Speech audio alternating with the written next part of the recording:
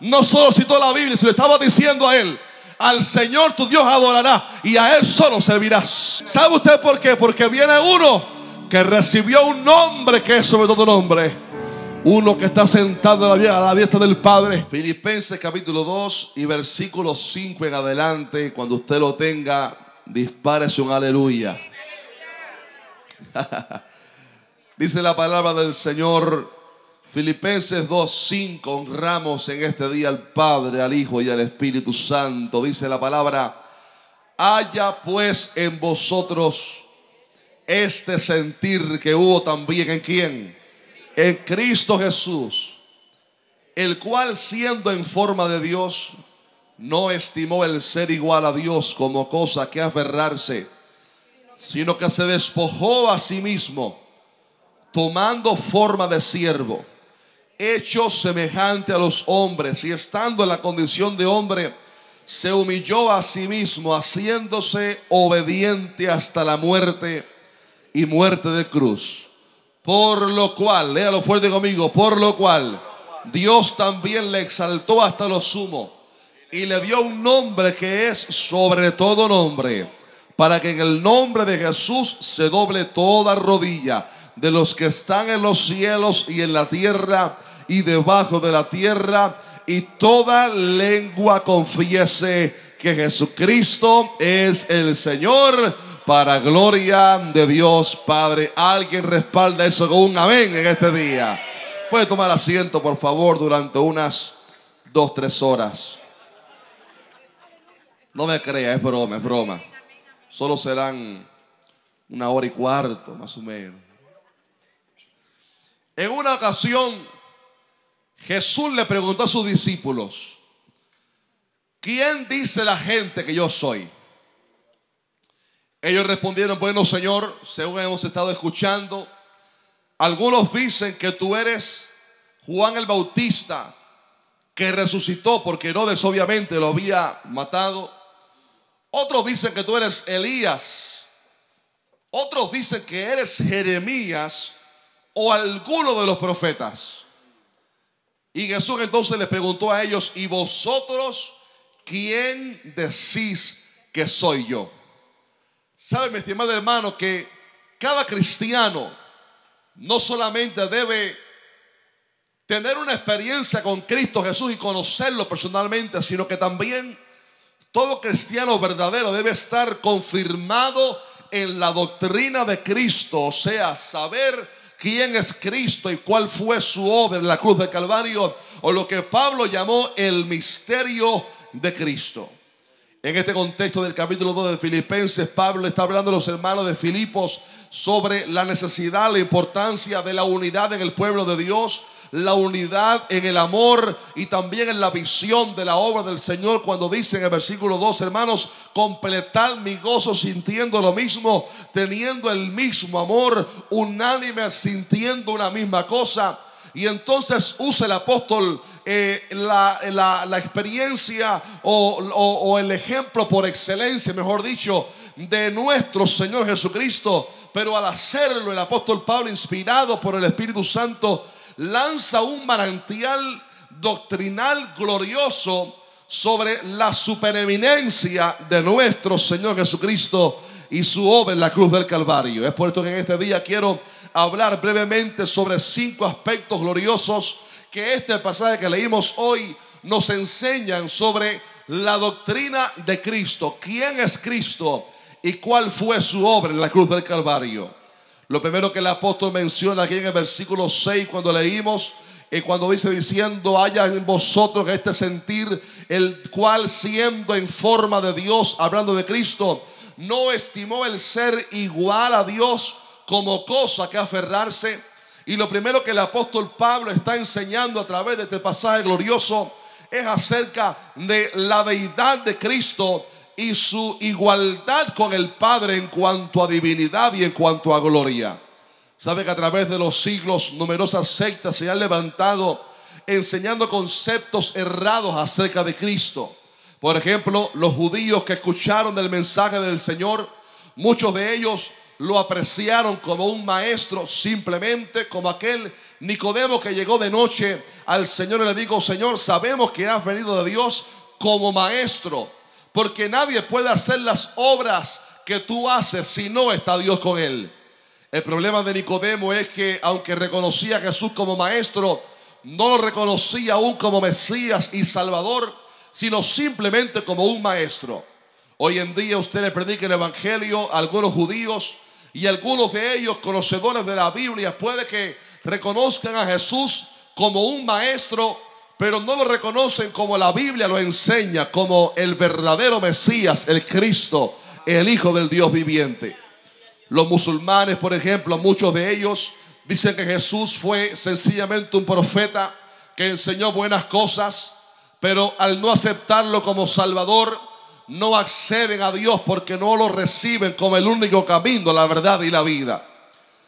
Distintas sectas se han levantado para decir que Jesús fue a lo mejor un buen revolucionario de la época.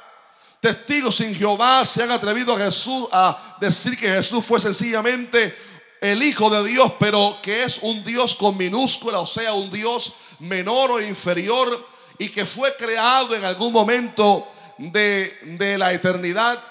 Y otros, aún dentro de las iglesias, han regado herejías, como intentando negar que Dios es trino, hablando sobre falsa doctrina como la unicidad de Dios, una doctrina que contradice la verdad que la Biblia enseña de que tenemos un Dios trino.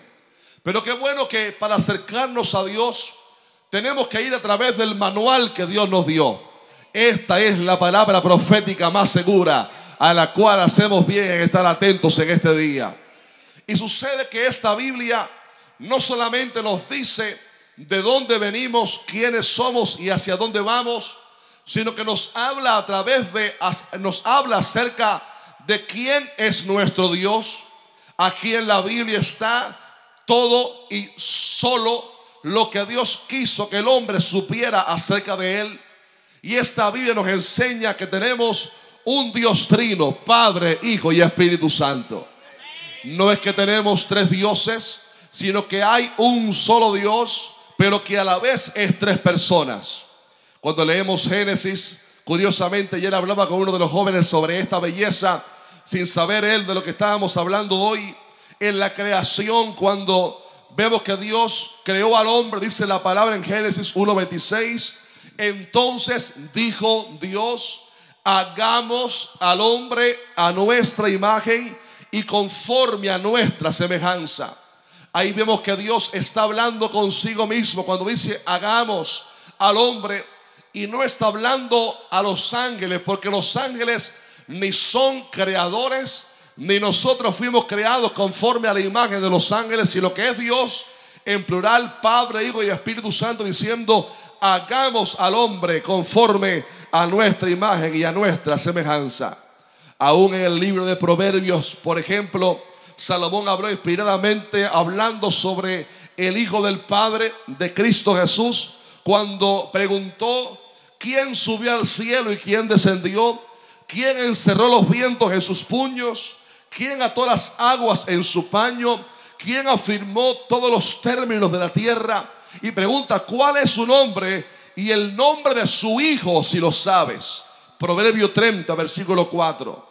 Un dato más: en el bautismo de Cristo, sabemos que Jesús en ese momento en que cuando se hizo carne, no podía ser en su persona omnipresente, porque estaba atado a un cuerpo que le permitía estar en un solo lugar a la vez. Pero vemos en el bautismo que la Trinidad de Dios se manifestó, porque Jesús fue bautizado, se oyó la voz del Padre desde el cielo diciendo: este es mi Hijo amado en el cual tengo complacencia, a él oíd.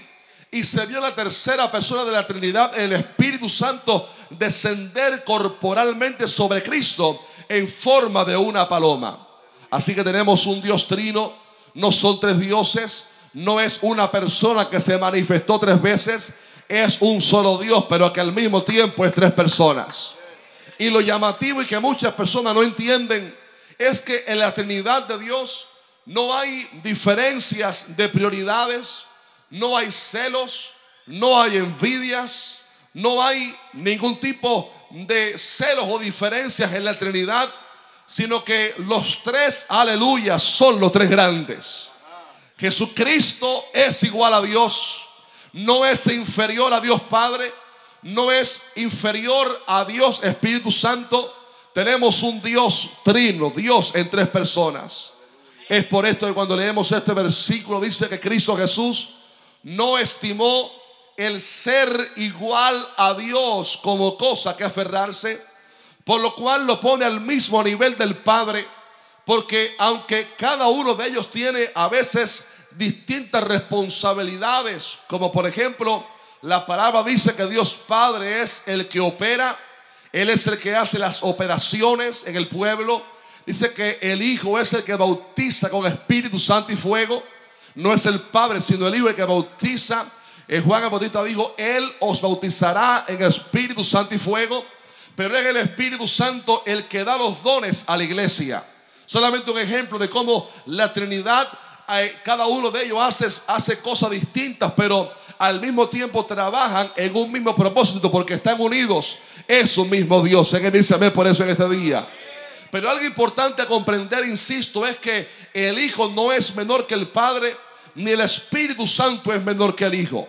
La palabra habla acerca de Cristo en Romanos 9:5, cuando dice que los patriarcas vinieron y de los cuales según la carne vino Cristo, el cual es Dios sobre todas las cosas, bendito por los siglos.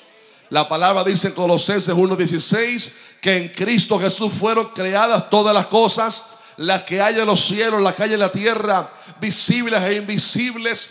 Y dice al final: y Él es antes de todas las cosas, y todas las cosas en Él subsisten. Cristo Jesús no fue creado, Él es desde la eternidad y hasta la eternidad. Él es el anciano de días. Él no fue creado, Él no es un Dios inferior, Él no es un simple ángel. Él es el Hijo del Padre, pero que es igual a Dios, como lo vemos en este pasaje. Uno de los ejemplos de la Biblia que nos demuestra que Jesucristo es Dios es cuando Él perdonó los pecados de aquel paralítico, y cuando vio que descendió aquel paralítico, que lo bajaron del techo donde Él estaba predicando, los amigos del hombre rompieron el techo y hicieron bajar el hombre. Dice la palabra que Jesús, viendo la fe de ellos, le dijo al paralítico: hijo, tus pecados te son perdonados.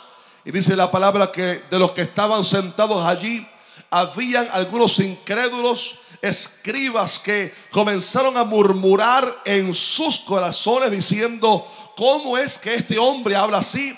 Está diciendo blasfemias. Y preguntan ellos: ¿quién puede perdonar pecados sino solo Dios? Y estaban diciendo algo real: solamente Dios puede perdonar pecados. Pero lo que no sabían ellos era que este Jesús que estaba allí no era un simple maestro, no era un simple profeta, era Dios que había venido en carne. Es por eso que Jesús le dice: ¿por qué murmuráis ustedes? Pues para que sepáis que el Hijo del Hombre tiene potestad en la tierra para perdonar pecados. Le digo al paralítico: hijo, aleluya, levántate, toma tu lecho y vete a tu casa. Y aquel hombre se levantó por aquella palabra de fe para demostrar que aquel Jesucristo es Dios sobre todas las cosas. ¿Cuántos pueden alabarlo en este día? Esto nos enseña, amada iglesia, que nosotros no hemos puesto nuestra confianza en un supuesto profeta simplemente. No hemos puesto nuestra confianza, como mucha gente, en un buen orador, en un buen maestro que enseñó cosas bonitas, o alguien que vino supuestamente representando a Dios. Hemos puesto la confianza en uno que dice Hebreos 7:26 que Él es más sublime que los cielos. ¿Cuántos pueden alabarle en este día glorioso? ¡Aleluya! Jesucristo es Dios.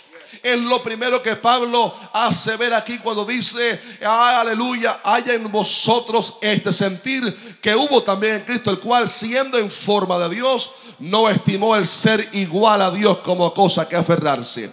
Lo segundo que habla Pablo en este pasaje es un misterio muy profundo, cuando dice en el versículo 7 que este Jesús se despojó a sí mismo.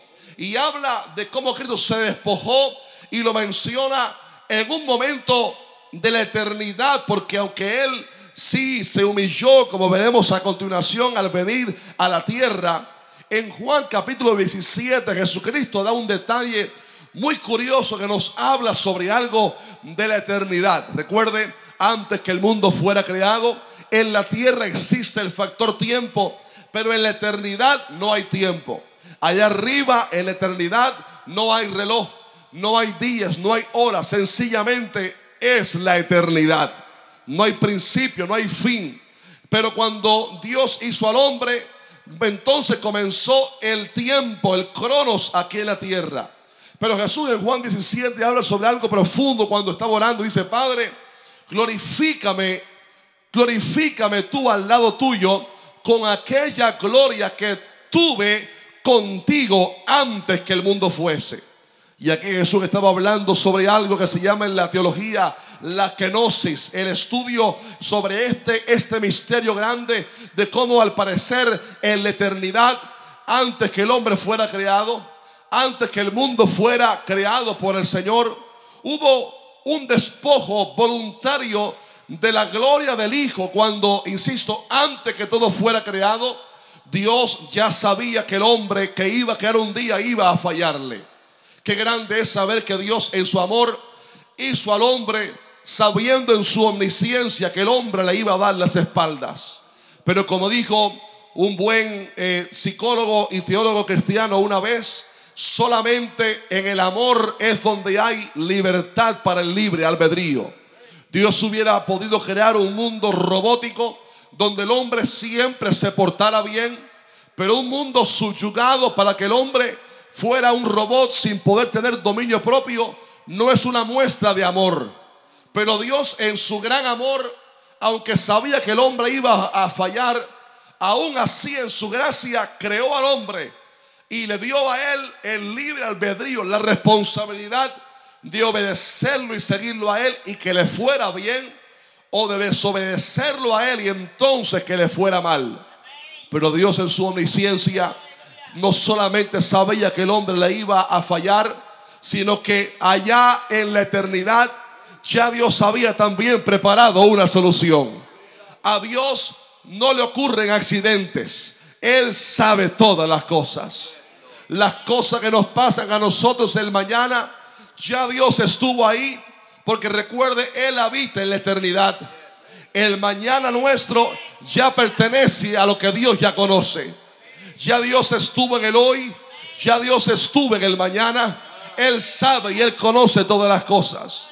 Y es por esto que en la eternidad, antes que el hombre fuera creado, Dios, sabiendo que el hombre le iba a fallar, ya Dios había diseñado un plan glorioso, un plan maravilloso, un plan que iba a demostrarle al mundo el gran amor de Dios, que el Padre se iba a despojar de su Hijo para enviarlo a la tierra, para hacerse hombre como nosotros de carne y hueso, y para morir en la cruz.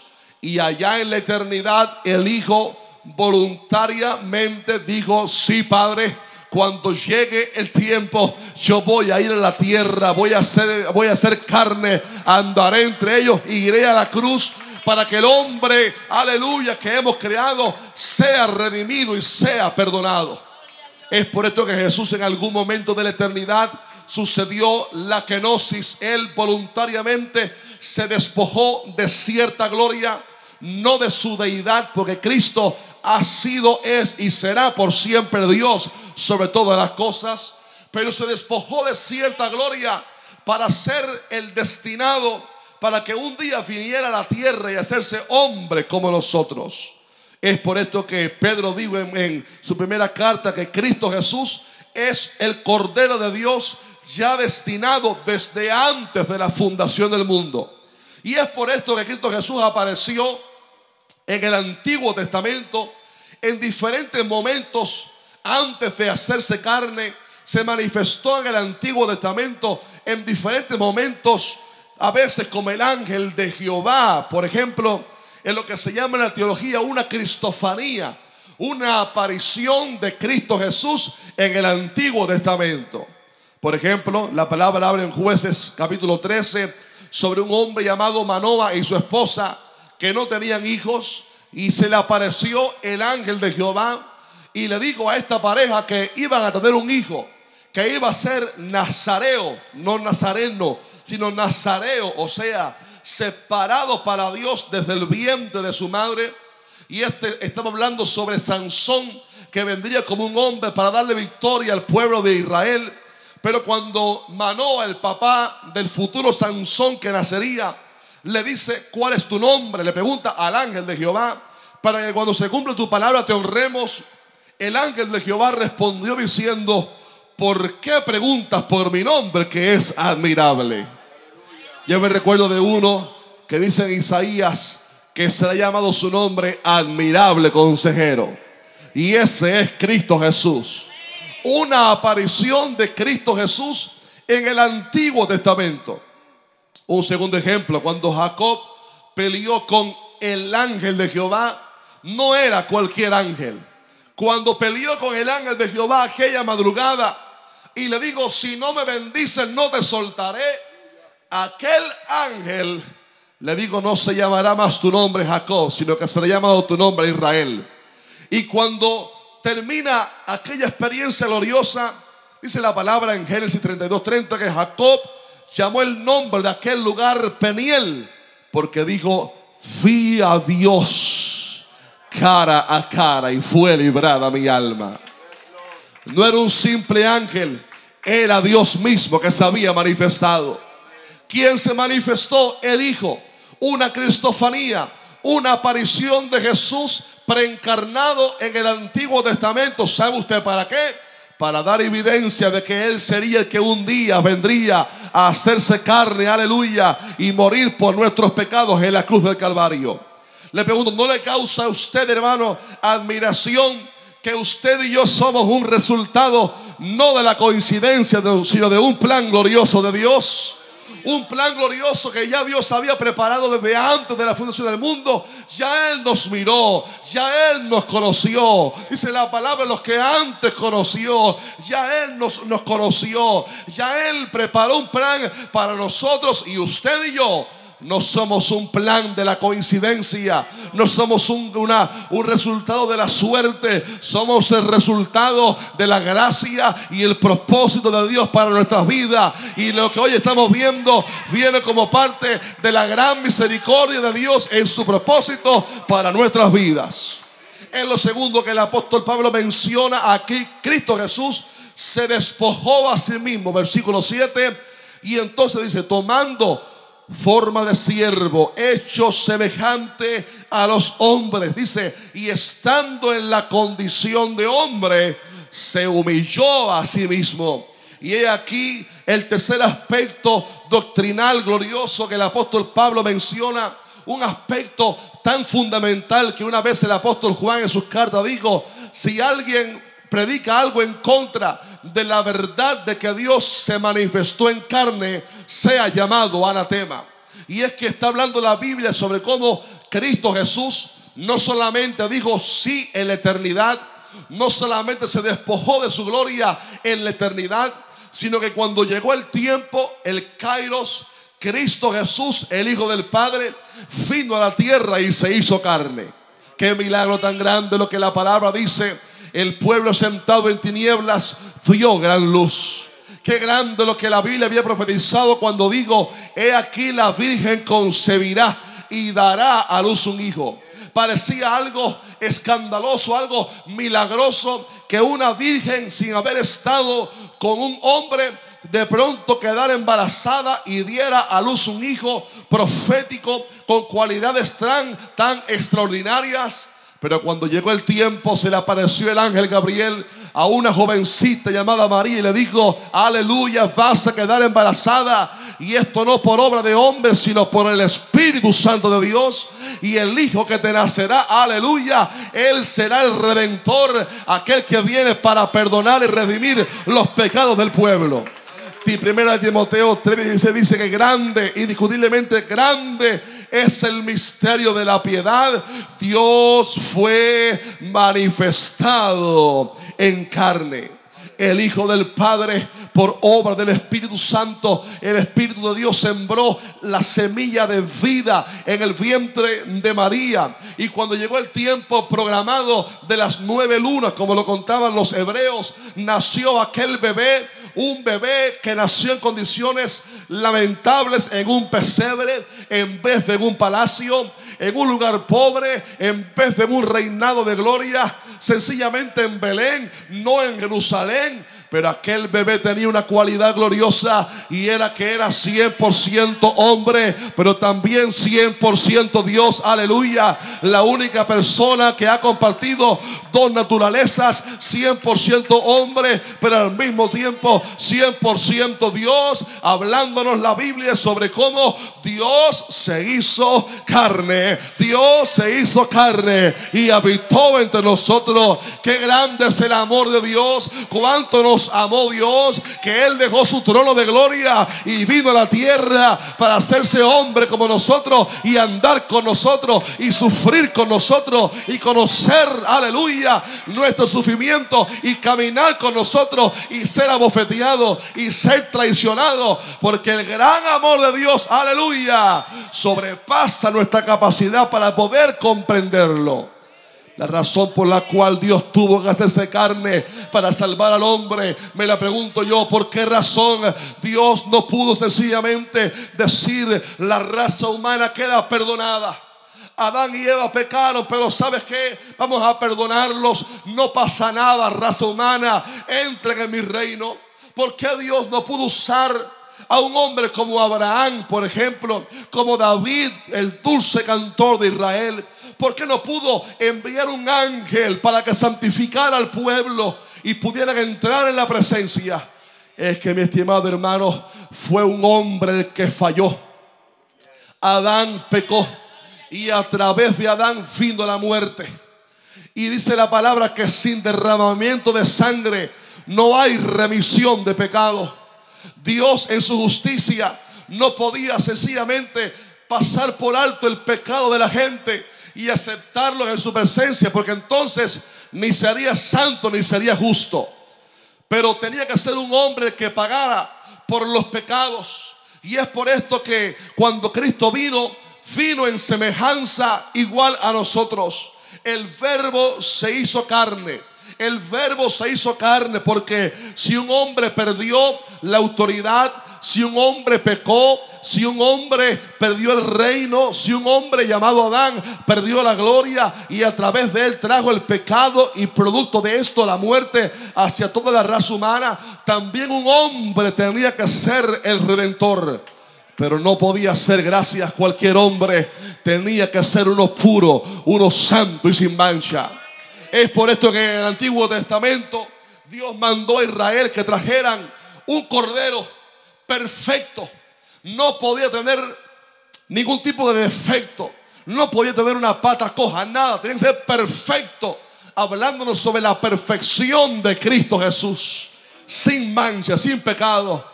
Y cuando el hombre hebreo pecador traía el cordero a los atrios del tabernáculo, este hombre pecador ponía su mano sobre la cabeza del cordero y el sacerdote oraba.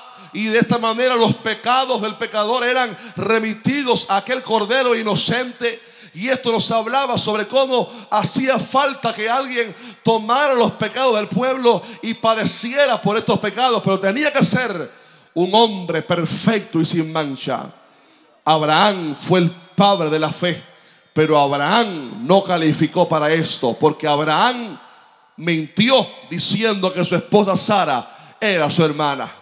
Quizás David, ¿verdad que sí?, hubiera sido un buen ejemplo, el dulce cantor de Israel, aquel que tocaba el arpa, aquel que venció. Pero David fue un hombre que también falló. Se acostó con Betsabé y mandó a matar al esposo de aquella mujer. David fue un hombre que también falló. Bueno, todos los ejemplos que la Biblia nota de aquellos grandes hombres y mujeres de Dios, todos ellos fallaron en algún momento, porque dice la Biblia, todos estamos destituidos de la gloria de Dios. Pero cuando Cristo Jesús vino a la tierra y se hizo hombre como nosotros, nunca pecó. ¿Sabe usted por qué? En primer lugar, porque no fue Adán quien puso la semilla de vida en María. O sea, no fue José, perdón, el que puso la semilla de vida en María. Fue el Espíritu Santo. por lo cual la sangre de Jesucristo no era una sangre contaminada por el pecado, no era una sangre contaminada por el pecado y la muerte, era una sangre santa, sin mancha, aleluya, sin contaminación. Es por esto que la palabra dice que Cristo Jesús es el Cordero de Dios sin pecado. Y dice que nunca hizo pecado, ni se halló engaño en su boca. Cristo Jesús es el Cordero sin mancha. Tenía que ser un hombre redentor de carne y hueso. Tenía que ser santo, puro, sin pecado. Pero tenía también que morir como un cordero para recibir en sí el castigo por la humanidad. La Biblia habla en Juan capítulo 11 sobre un hombre malvado, pero que Dios lo usó para profetizar. Dios puede usar hasta las piedras para que hablen. Dios puede usar hasta la mula de Balaam para que hable. Y Dios usó a un hombre que era sumo sacerdote, llamado Caifás. Porque cuando estaban reunidos ellos para saber qué hacer con Jesús, dijo este hombre: ¿acaso no se dan cuenta ustedes que nos conviene que un hombre muera por el pueblo y no que toda la nación perezca? Y dice el apóstol Juan inspiradamente: esto no lo digo por sí mismo, sino que como era sacerdote sumo, aquel año profetizó que Jesús había de morir por la nación, y no solamente por la nación, sino también para congregar en uno a los hijos de Dios que estaban dispersos. ¿Cuántos pueden alabar a Dios por eso en este día? Es por esto que Cristo Jesús vino, no solamente, aleluya, para hacerse hombre como nosotros y poder tomar ese lugar, no solamente para ser perfecto y sin mancha, sino también para ir a la cruz del Calvario y devolverle al hombre todo lo que el pecado nos había robado. Es por esto que la Biblia llama a Jesús, aleluya, en 1 Corintios 15, el postrer Adán, porque el primer Adán falló, pecó, perdió la gloria, perdió el reino, perdió la autoridad, perdió la comunión con Dios. Pero Cristo Jesús vino como el postrer Adán para regresarnos, devolvernos, restaurarnos todo lo que el pecado una vez nos había robado. Alguien puede quitarlo fuerte, aleluya, por esta gran promesa. Eres, mi estimado amado, amado por Dios, tanto así que Dios envió a su Hijo del cielo para venir a la tierra y hacerse carne, sencillamente porque Dios nos amó. Recapitulando un poco, número 1, la palabra enseña en este pasaje sobre la deidad de Cristo. Él es igual a Dios. Número 2, Él se despojó a sí mismo de su gloria para un día venir a la tierra. Número 3, Él se hizo carne y caminó entre nosotros. Número 4, aquí viene algo poderoso en el versículo 8 cuando dice: y estando en la condición de hombre, se humilló a sí mismo. Oiga esto: haciéndose obediente hasta la muerte y muerte de cruz. Esto presenta algo poderoso, porque muchas veces pensamos que Jesucristo fue sencillamente alguien que vino para ejercer robóticamente la voluntad del Padre. Es verdad que Él dijo sí en la eternidad. Es verdad que Él se despojó de cierta gloria y dijo: sí, Padre, yo voy a ir un día a la tierra para morir por ellos. Pero algo poderoso que tenemos que tener en cuenta es que, como dijimos ya, Jesucristo era y es 100% Dios, pero 100% hombre. En su divinidad, en su deidad, Él no necesitó aprender la obediencia. Pero en su humanidad, Cristo Jesús vino, al igual que usted y yo, con el privilegio que la Biblia nos enseña de que tenemos el libre albedrío. Jesucristo no vino como un robot sencillamente para hacer la voluntad del Padre. Él pudo, estando en el cuerpo, haber rechazado ir a la cruz. Es por esto que cuando Pedro es usado por Satanás, le dice a Jesús aparte: Señor, ¿cómo es esto de que vas a ir a Jerusalén a morir y a padecer? Nunca tal te acontezca. Y Jesús le dice: apártate de mí, Satanás, porque no pones la mira en las cosas de arriba, sino en la de los hombres. Es por esto que dice la palabra en Lucas 9, que cuando Jesús supo que había llegado el tiempo en que él había de ser recibido arriba en gloria, dice la palabra, afirmó su rostro para ir a Jerusalén. Él sabía lo que venía por delante de sí. Él sabía cuál era su misión. Él sabía cuál era su propósito. Pero él pudiera haber dicho no. Pero estando en carne como hombre aquí en la tierra, él aprendió la obediencia al sujetarse a la voluntad de su Padre Celestial. Es por esto que en Getsemaní, él sabiendo lo que venía en unas horas, no solamente los clavos que iban a atravesar sus manos y sus pies, no solamente el dolor de que lo golpearan en la espalda de tal manera que dice Isaías que se podrían contar sus huesos y que perdería toda hermosura, toda apariencia física hermosa, quedaría como un monstruo. No solamente que lo golpearían, sino el hecho de que en unas horas estaría siendo castigado por Dios como el más pecador de los hombres, aunque nunca pecó. Como dice la palabra, el que no conoció pecado, por nosotros Dios lo hizo pecado. Él sabía lo que le esperaba en unas horas. Y sabiendo esto, dice que oraba y de su frente salían, corrían como grandes gotas de sangre, hablando del estrés emocional que vivió el Señor al saber lo que le esperaba. Y Jesús oró así varias veces: Padre, si quieres, pasa de mí esta copa. Pero entonces aprendió la obediencia y dijo: Padre, pero no se haga mi voluntad sino la tuya. No se haga mi voluntad sino la tuya. Cuando Jesús termina de orar, llega la turba y Simón Pedro agarra un hacha, agarra un cuchillo de esos que tenían preparado ahí y le corta la oreja al siervo llamado Malco, que venía a tomar preso al Señor. Y el Señor lo regaña: Pedro, no sabes que si yo rogara a mi Padre, enviaría ángeles ahora mismo para salvarme de esto. Pero yo he venido para esto, y esto nos demuestra, mi estimado hermano, que Jesucristo no fue sencillamente un robot que vino a obligatoriamente a hacer la voluntad del Padre. Él dijo sí en la eternidad, pero estando en su cuerpo de carne aprendió la obediencia, porque sabiendo lo que le esperaba, él afirmó su rostro y siguió en su caminata hacia la cruz del Calvario. ¿Sabe usted por qué Jesucristo lo hizo? Dice la palabra: porque tenía delante de sí el gozo, el resultado de su sacrificio. ¿Sabe lo que significa esto? Él te vio a ti y me vio a mí santificados y puros y perdonados, producto de su aflicción. Dice: verá el fruto de la aflicción de su alma y quedará satisfecho.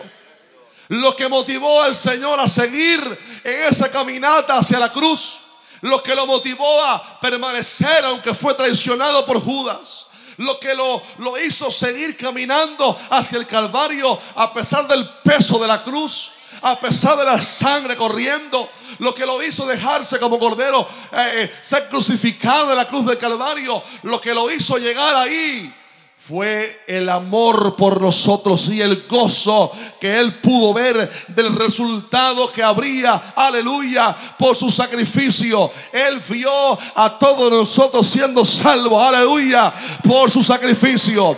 Miren, 2000 años, cuántos millones y millones de gente han sido rescatados del infierno y han sido salvos tan solo por haber creído en Cristo Jesús, aleluya, por su obra en la cruz del Calvario. Tan solo por creer, justificados pues por la fe, tenemos paz para con Dios por medio de nuestro Señor Jesucristo. Él vio el gozo que habría después de la aflicción y por eso fue a la cruz. Por eso dejó que lo escupieran. Por eso dejó, aleluya, que lo crucificaran. Y cuando estaba en la cruz y todo se hubo cumplido, entonces llegó el momento final en que él dijo: tetelestía, consumado es. O sea, Padre, la obra que me has mandado a hacer, no la obra que me mandaste a hacer hace 33 años, la obra que designaste en la eternidad y que se cumplió ahora en el Kairos perfecto, la obra para la cual vine y me hice carne, la obra para la cual he predicado durante tantos años, algunos años, la hora para la cual he venido a estar en esta cruz, todo se ha cumplido. Aquí está el Cordero perfecto que ha derramado su sangre por amor a la humanidad. Y cuando digo consumado es, dice la palabra que entregó el Espíritu y entonces expiró. Pero ese Cordero de Dios no podía terminar en vergüenza. Ese Cordero de Dios, aunque murió en una cruz, símbolo de maldición, porque decía: maldito aquel que fuera colgado en un madero, aquel que se hizo maldito para que tú y yo fuéramos benditos, aquel que se hizo pecado para que tú y yo fuéramos perdonados. Aleluya, santos. No podía terminar en vergüenza. Murió ciertamente en una cruz, avergonzado por los burladores. Lo enterraron en una tumba.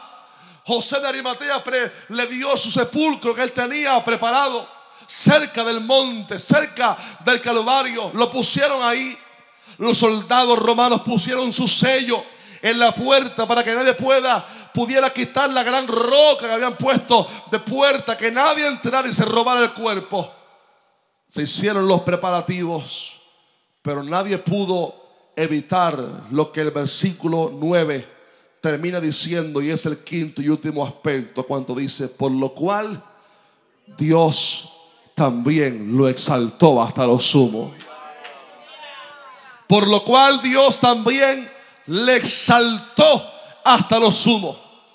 Murió en vergüenza pública en la cruz de Calvario, como si fuera un pecador, con la sangre siendo derramada, con su cuerpo convertido prácticamente en un monstruo por los golpes. Pero al tercer día el Espíritu Santo de Dios, el poder del Espíritu Santo, resucitó a Jesucristo. Aleluya. Y la muerte no lo pudo retener más. La muerte no lo pudo aguantar. Aleluya. Y Cristo Jesús se levantó y venció la muerte. Aleluya. Y reina con poder. Venció la muerte. Aleluya. Y salió de ese sepulcro glorioso y lleno de gloria para nunca más morir. Es por esto que Pedro, con gozo, Pedro, que lo había visto resucitado, dijo: oh, hermanos hebreos, a este Jesús ustedes lo crucificaron, pero Dios lo levantó, suelto los dolores de la muerte, porque era imposible que fuera retenido por ella, y a este Dios lo resucitó, de lo cual todos nosotros somos testigos. Dios Padre, por el poder del Espíritu Santo, resucitó a Cristo, pero también lo revistió de gloria y majestad. Aleluya. Juan en Apocalipsis 1 estaba en Patmos, allí en el Espíritu, en la isla de Patmos, solito allí. Y de pronto escucha detrás de sí una voz como de trompeta. Aleluya. Que le dice: yo soy el Alfa y el Omega, el principio y el fin. Y Juan escucha estas palabras y se estremece por dentro. Y casi que no quiere darse vuelta, pero por fin logra mirar al que lo está hablando. Dice: cuando lo vi, vi a uno, el que estaba hablando conmigo, que era semejante al Hijo del Hombre. Pero no era el mismo Hijo del Hombre que él había visto lleno de sangre. No era aquel, o sea, ya no estaba como lo vio antes, lleno de sangre en la cruz del Calvario. Ahora ve a ese Cristo Jesús, pero su ropa llegaba hasta los pies. Estaba ceñido por el pecho con un cinto de oro. Su cabeza y sus cabellos eran blancos como blanca lana, hablando de su eternidad. Sus ojos como llamas de fuego, sus pies semejantes al bronce bruñido, refulgente como un horno, y su voz como estruendo de muchas aguas. Dice: cuando le vi, caí como muerto a sus pies, porque el Padre lo exaltó hasta lo sumo. Y la gloria que Juan vio lo impactó tanto que cayó como muerto a los pies del Señor. El Dios Padre resucitó a Jesucristo, lo revistió de gloria y de majestad.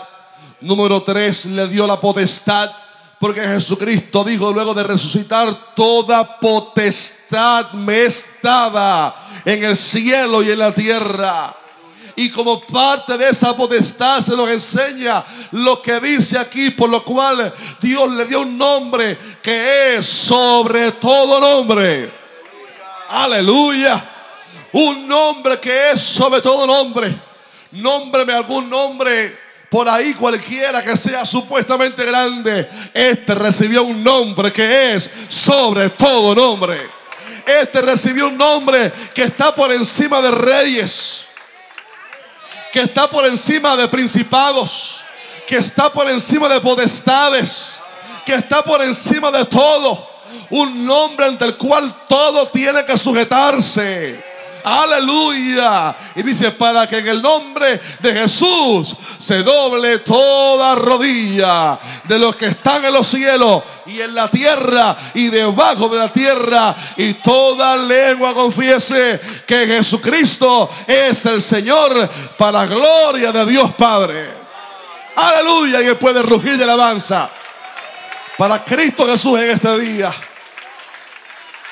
Jesucristo estaba en el desierto y el diablo le dijo: todos estos reinos te daré si postrado me adorares.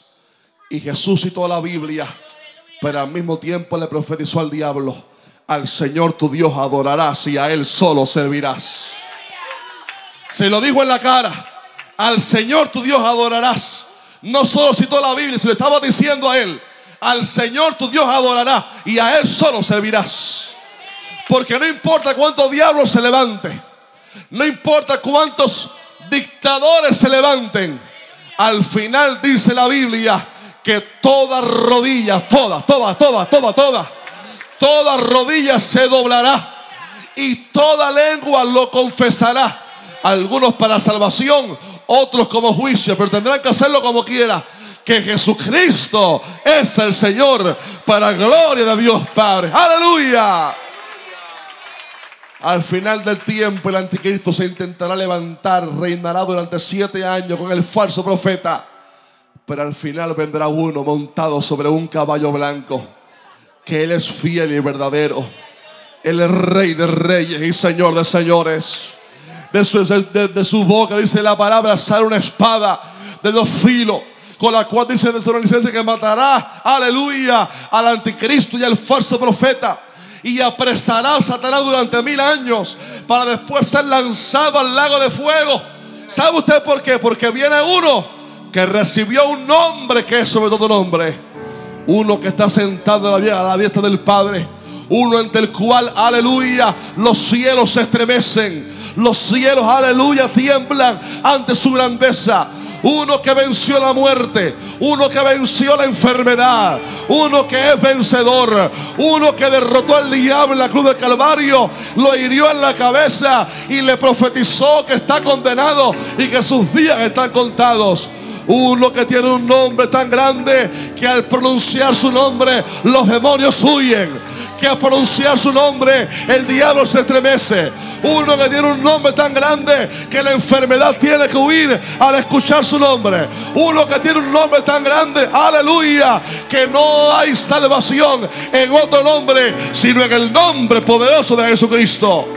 No importa si viene un alcohólico, un borracho, un drogadicto, alguien embarcado en el pecado, a través del nombre de Jesucristo puede ser liberado, porque hay un solo nombre poderoso y es el nombre de Jesucristo.